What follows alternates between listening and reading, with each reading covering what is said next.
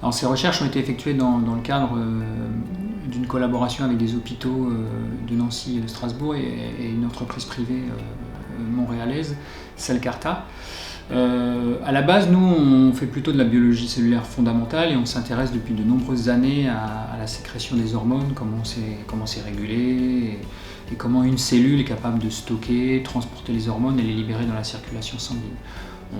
On travaille beaucoup comme modèle cellulaire sur les cellules chromaffines qu'on a dans la glande surrénale, les glandes qu'on a au-dessus des reins et qui libèrent l'adrénaline.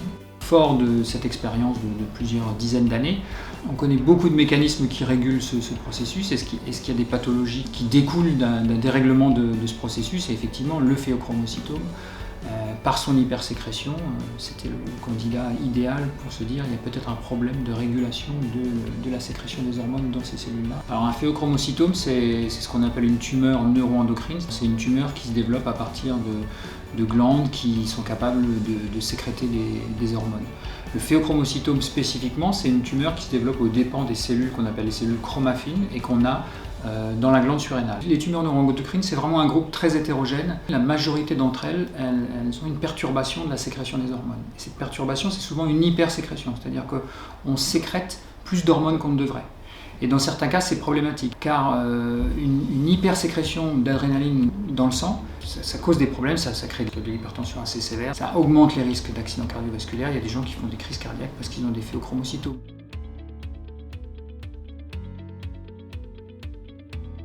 Cette découverte est importante parce que c'est la première fois qu'on comprend pourquoi il peut y avoir une hypersécrétion dans ce genre de tumeur. En fait, on pensait à la base que c'était peut-être à cause de la prolifération de la tumeur. On sait que dans une tumeur, les cellules elles prolifèrent, donc elles croissent beaucoup plus.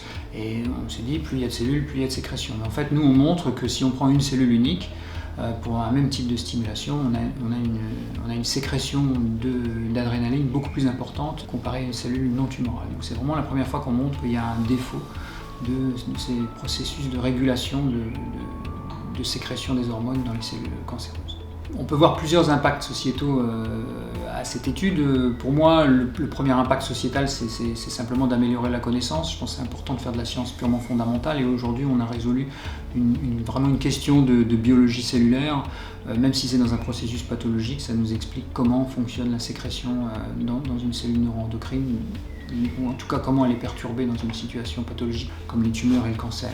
Un autre impact sociétal, peut-être à plus long terme, c'est d'utiliser nos données pour essayer de trouver des nouvelles cibles thérapeutiques et éventuellement des nouveaux biomarqueurs. Là, on a montré qu'il y avait une exocytose, une sécrétion d'hormones qui est plus abondante, qui est plus rapide.